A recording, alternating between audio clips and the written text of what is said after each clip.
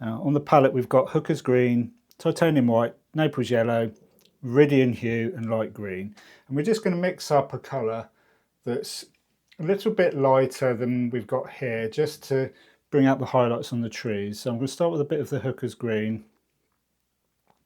a bit of the Titanium White, a bit of the Viridian Hue, a bit of the light green. We're just going to see how that looks. Probably a little bit on the light side, but we'll have a look. I'm just loading up the rigger brush. I'm just going to start putting some of these. Oh, yeah, it's a little bit on the light side, so we need to go back into the Hooker's Green and just darken that off somewhat. A little bit of the Naples Yellow.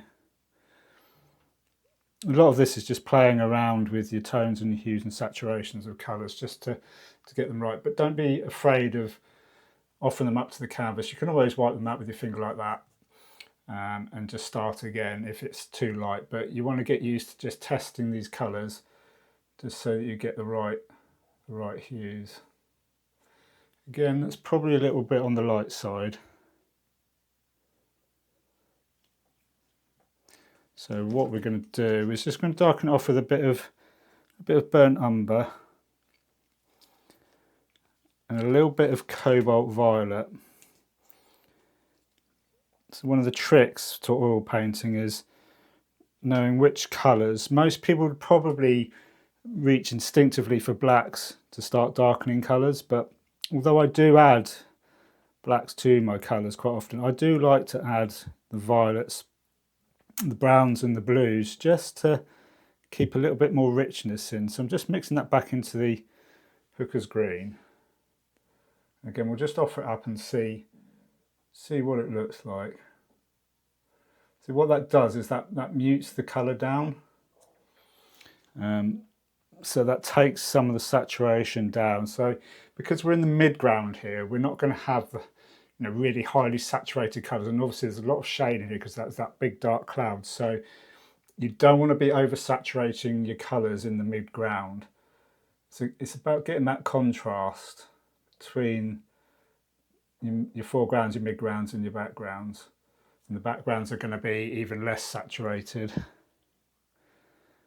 But just experiment, mixing different colours, and there I'm using a bit of the Naples Yellow again to take down the colour of that.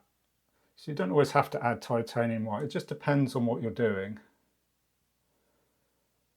We're just going to pick out bits. Again, you can just, if it's a bit on the light side, just wipe it out, go back into the mix, just darken it off a touch. Don't rush this part of the painting. You want to get this right, but I'm just using a little sort of dabbing technique with the end of the brush, just to create those kind of leaf shapes. There's not going to be a mega amount of detail at this distance. You're just suggesting that foliage. So we're not painting every leaf effectively, but you are trying to suggest these by dabbing on. You could use a rigger brush, you could use the end of a fan brush to do this, but I like the control that the rigger brush affords when you're doing this. But everybody has their own idea. But this side is going to be more in shade, so I might have to darken that off a touch. Where the sun's catching over here, and a bit more of the Viridian Hue in there, so I want it a little bit brighter, a little bit of the Titanium White.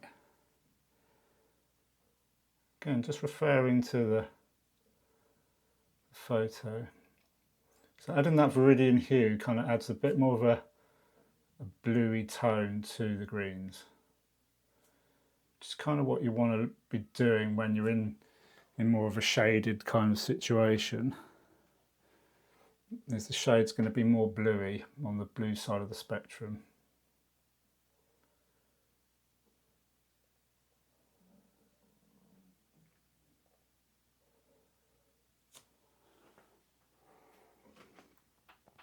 Just adding a little bit of liquid in there, just keep the flow going. When I'm using the rigger brush, I don't normally, unless I'm doing really bright highlights, I don't want the paint to be too thick.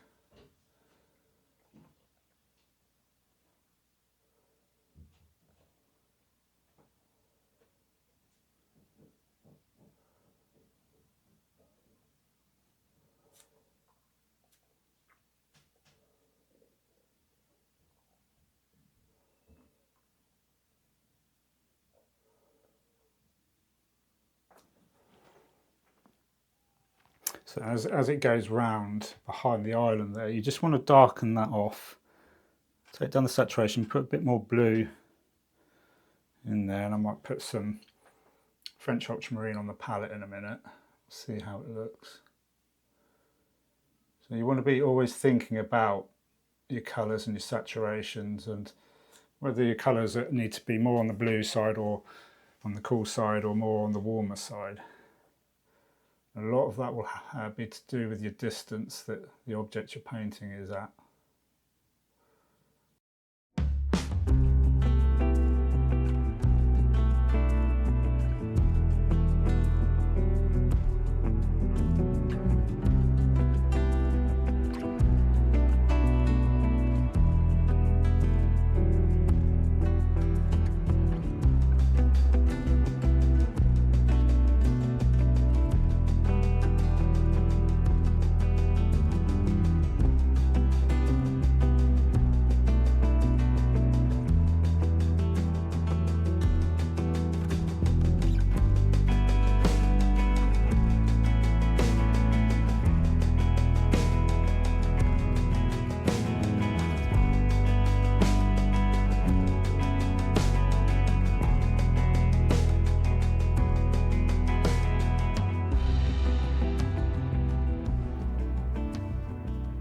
The Dagger brush is great. I mean, it actually, in terms of the kind of condition of the bristles, I've not had this long, but it's already looking a bit battered.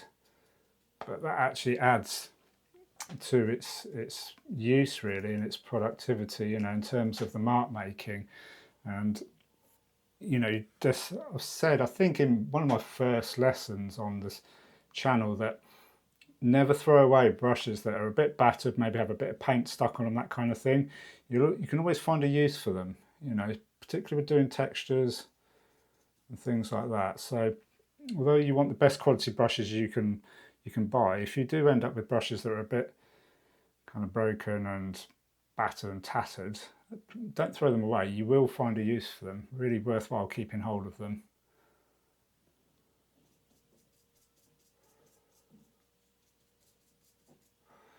I don't think we want to do too much detail, to be honest with you, because we don't want to be pulling this island forward in the painting. It really needs to sit in that mid-ground. So what I'll do once I finish this, I'll take a step back and have a look to see how it's sitting. I think we need to do a little bit more in there, in the reflection. So let me just mix up a colour, a little bit of liquid. Back in that same colour, but if you remember what I said before, if you watched previous lessons on this particular series, oops, I think my son's just broken something. You need to be, so if you've got a light colour here, it will be darker in the reflection, and if you've got a dark colour, it will be lighter in the reflection, and that's something you want to be bearing in mind when you're doing reflection. So these greens, these lighter greens, I'm just going to tone down slightly. Remember, you pull, from reflections, you pull the colour down and then across. So we need a bit more darks in there. So to mix my darks, for those of you who haven't seen previous lessons, French ultramarine, cobalt violet, and burnt umber. Generally the colours I use, and it will give you a nice dark colour. And so where we've got the darks, we just pull that down. Again, they'll be a bit lighter than on there.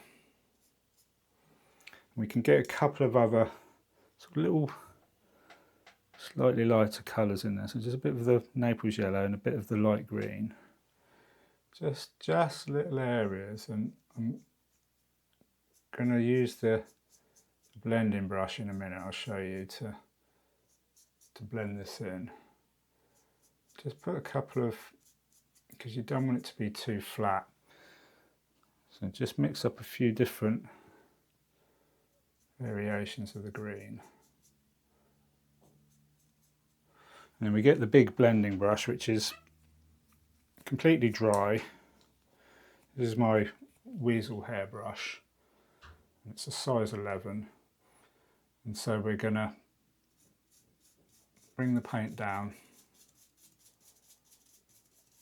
And then we're just going to brush across like this.